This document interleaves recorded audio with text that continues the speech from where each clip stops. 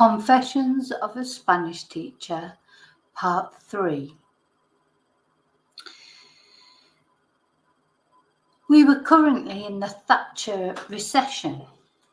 I trained and passed my assessment. However, the Thatcher years had punished Manchester severely, and employment had become difficult. We had gone from it being easy to get a job when I was a teenager to being extremely difficult and practically impossible to get a job. Ladbroke shops were graded, and I was in a grade 9 shop, which was the lowest. To earn more or progress up the levels, you had to move up the grades, and eventually you would be aiming towards getting in a grade 1 shop or a gold star shop, as they called them. I know a lot of people loved Mrs. Thatcher, and I always respect people's political opinions. However, with respect, if you had lived through those terrible times in the north, you might understand why people detested her. So much suffering and lives destroyed through unemployment. I have a grudging respect for her work ethic and convictions, but her total callousness and the selfishness she engendered in British people is hard to stomach. For me, that was the beginning of the decline of the British society and all the values that I was proud of. Therefore, in Manchester, nobody ever left their jobs because there were no others to go to. Managers started in a grade 9 shop and they could be there forever. No one who was already in a grade 1 was going to leave that job and go and work anywhere else because there were just no other jobs available for the same money. We were in a terrible recession, but it had not hit the south yet. So when I decided that I would quite like to go and try living somewhere else, I was interested in the south of England, but not London. I didn't want to go to another big city. By now I was 25 years old and not so bothered about partying. My supervisor at the time, Paul, had already been to Reading and done some sort of supply work there. They always needed extra staff because they could not find managers there. They just didn't pay enough money. The job situation was quite the opposite from Manchester. There was only 4% unemployment. Anyone who really wanted a job could find one. They wouldn't choose a job at Ladbrokes if they had the choice, because they didn't pay enough money for someone living in the south. However, for me, coming from the north, it was good. We received extra waiting allowance for being in the south, and I was also offered subsidised accommodation, a tied flat, if you like, above one of the betting shops. It was a 2-bedroom flat, a very nice flat, offered to me at a very good price and deducted at source from my wages. So you never had to worry about paying your rent. You knew what money you had left to spend. So for me, it was great. When I went for a trial down there, just to see if I liked it or not, they were clever. They put me in the Ladbroke shop in Henley for my trial week. It's where Russell Brand lives. Everybody knows Henley is a very, very, very nice place. So imagine going from working in betting shops in the grotty city centre of Manchester, as it was then. City centre of Manchester has improved, to this lovely, picturesque Henley-on-Thames. The grade 9 shops in Manchester are in the worst areas. Newton Heath, Miles Platting, etc. My customers were frequently on Crime Watch, and would steal anything that wasn't nailed down, including the toilet roll. In Henley, they spoke to you respectfully, and they even said good morning and exchanged pleasantries. So I went. I transferred to Reading from Manchester, and I suppose that was the start of it all. My parents were quite upset, to be honest, because nobody in my family had ever moved away before, and hardly any since. They were hurt, I think, that I wanted to move away, asking what was wrong with Manchester. I think they just didn't understand. When I was with my husband, who was far from his family in Hong Kong, one of the arguments we used to have sometimes was this. He would say, "You don't understand how I think. You have only lived in one place and your mind is narrow." He was correct. It was narrow. You can't help it because you haven't had the experience of other places or how foreigners feel. He was right anyway, and I went to live in Reading. I know it's not exactly another country, but believe me, it felt like another country at the time. Even just going from the north to the south or in the UK, there are differences in everything. The lifestyle, the people, the sense of humour, the culture, etc. I received an instant promotion, so I went from a grade 9 shop straight into a grade 5 shop, because they could not ever find people to work in even the good shops in Reading at the time. For this reason, it was difficult to find good managers. My new supervisor in Reading said to me, "It's a bit rough, this shop." Not compared to the inner city Manchester shops I had worked in, where your customers were on crime watch. I loved it. There were a couple of difficult customers and difficult staff as well, to be honest, but I soon got rid of them and I settled into it. The previous manager had been sacked. The customers have whatever prices they wanted, so they were not happy with me as I was much stricter on this. I didn't want to be sacked. Eventually, they became respectful that I was firm but fair, but within reason. I would give them a little leeway, but not a drastic amount. Time passed. I loved living in Reading. I made friends. I started a relationship with my supervisor. This too was a disaster, but we are still friends today, 30 odd years later. So he was in my life for a reason, I believe. By now I was starting to think I just couldn't do relationships. I always picked the wrong guy somehow, and I got restless so easy and I could not settle into a steady relationship. I think this is a result of insecurity, maybe, many issues from my childhood that I won't go into here, but commitment was definitely a big problem for me. I was always happier alone than in a couple. Chapter 4, A New Life.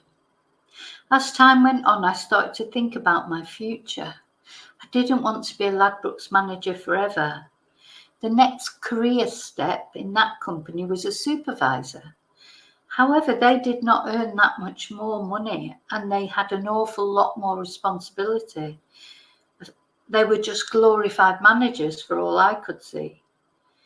I looked into coming out of the shops and into a more office-based role, human resources or something similar.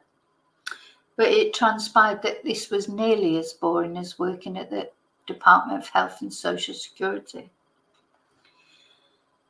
I think in my life I've been cursed with a restless spirit. Whenever I've achieved something, I've set my sights on something else. This is not really a positive thing as far as security is concerned. Still, at that time I was still young. I only had myself to think about. and my little black poodle sat. So one day I literally just decided to go back into education. I had left education in my teens because I wanted to earn money and go out and party with my friends. Now I was thinking, maybe I'd quite like to study, to go to university.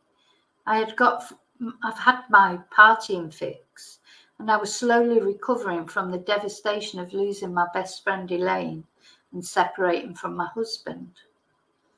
I started to make inquiries, and I found an access course at Reading Technological College that I could take for a year to qualify for university. When I had been at college before, I had quite liked sociology, so I decided to apply to do a degree in this subject. I left Ladbrokes. I took a part-time job at a small independent bookmaker that fitted in with my access course. I was so lucky.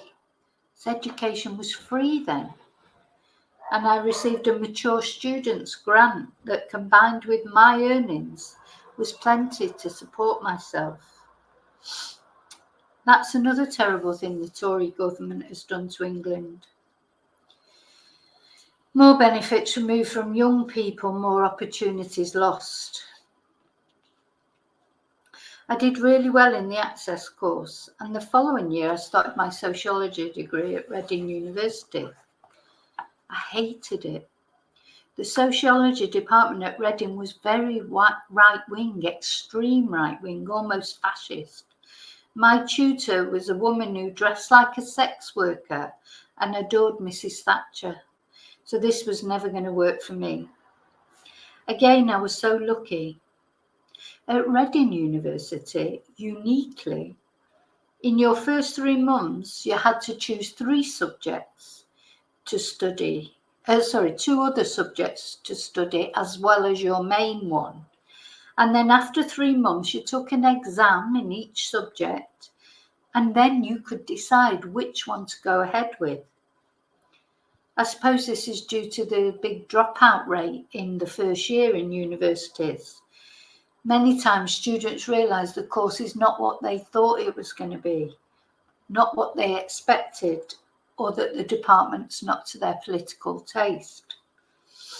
The other 2 subjects I had chosen were history and politics and modern international relations. I chose politics as a last resort. I needed one more subject and I was stuck which one to choose. Never ever expected to enjoy it. I bloody loved it. The politics department was modern and forward thinking. It had a good mixture of lecturers of all political persuasions. I found it fascinating. The combination of history and politics, British, Russian, American, the history of the Second World War, the Holocaust, the Russian Revolution, the creation of the National Health Service, and Britain's first socialist government, and Britain as the reluctant European. All these things are pivotal to how society is today. People often say, I'm not interested in politics. It doesn't affect me. I just always think that's a crazy thing to say. Politics affect our whole lives, from the most important things like employment, health, education, to the price of your glass of wine, pint of milk, or the petrol you put in your tank. And I enjoyed every minute of it. Everyone should have the opportunity to experience university if they want to, not just people lucky enough to be able to afford it. I don't only mean the social aspect, but the experience of being part of something and appreciated as such. I was 30 when I started at university, and I had been out in the big wide world for working for a huge company like Ladbrokes, who don't really care for your welfare, just your ability to earn money for them. University is a big bubble where you're listened to, cared for. You have a personal tutor that helps you when you have problems. The lecturers loved us mature students because we took it seriously. We weren't just fulfilling our destiny that mummy and daddy were paying for just to get an average degree to enter a job in the city. Nobody in my working class family had ever been to university before. It was far beyond the knowledge of my parents. Their ethos was, get some basic qualifications so you can get a job. Vocations were a luxury they could not afford. Very irritatingly, they always referred to it as college. My mum would say, how's college going, love? When are your holidays from college? Have you been to college today? And I would say, it's not college, Mum, it's university. My mum would say, oh, you know what I mean, roll her eyes. Next time I spoke to my mum, how's college, love? I just gave up in the end. It always sounded like I was being snobbish. I think she just couldn't get her head around it, bless her. My time on the Access course and at university, not college, was probably the most enjoyable time of my life. However, it was during this time another very traumatic event happened. There's not many laughs in this section, so just a little warning that if you're feeling particularly sensitive today, it's probably best not to read on now. Well, I'm going to finish there, so it'll be chapter 5. Do you know what? I'm going to carry on. Chapter 5, being stalked. Now, a lot of you know about this, a lot of my viewers here on YouTube. So this is a definition according that I looked up. A pattern of unwanted stalking, the definition of stalking. A pattern of unwanted behaviour that involves monitoring, harassing, repeatedly contacting or following another person. So again, where to start is the problem. This sad story began before the Access course and university, and it's a key to understand how I ever ended up in Spain in the first place. In Manchester, I had a big range of friends and a good social life. All of us who worked for Ladbrokes would meet on a Thursday to have a drink, play pool, darts, crib, get to know each other. When I moved to Reading, I had to rebuild my social structure. And the first thing I learned that people there were not as sociable. People who worked at Ladbrokes shops, only meters from each other, did not meet except in staff meetings at head office. They never went to the pub together. One manager I met at a staff meeting was called Terry. He did one day ask me to go for a drink with him. I wanted to go because I missed that social life, and I did think there would be other people there. There weren't. We had a pleasant evening, but as we parted, he went to kiss me. I was startled because for me it was normal to go out with guys from work without there being anything behind it. Also, I knew that he was married, and that was really the last thing I needed, that kind of complication. I think his reaction to my rejection was really a foreboding of the future. Even in those early days, maybe I should have read the signs better. I told him nicely I was not interested in a relationship. I just wanted to go out for a drink, nothing more. Terry became quite stroppy and insinuated that I'd led him on. So that was the end of that. We did not speak except where necessary for work for quite a long time afterwards. Looking back, I should have read the signs and stayed well clear. But events unfolded, and I cannot change the past. Life can only be understood backwards, right? Life at Ladbrokes went on. I rarely saw Terry. A few strange things started happening though. Very occasionally, if I was off sick, which was an absolute rarity for me, I'm one of those people who never take time off sick unless I'm actually dying. Even when I worked for other people, I was like that. I hate to let people down. I know that many other people don't care about this. New Year's Day at Ladbrokes, which of course was a working day, lots of big race meetings, you could take bets on who would ring in sick and leave everyone else to cope understaffed. I never did.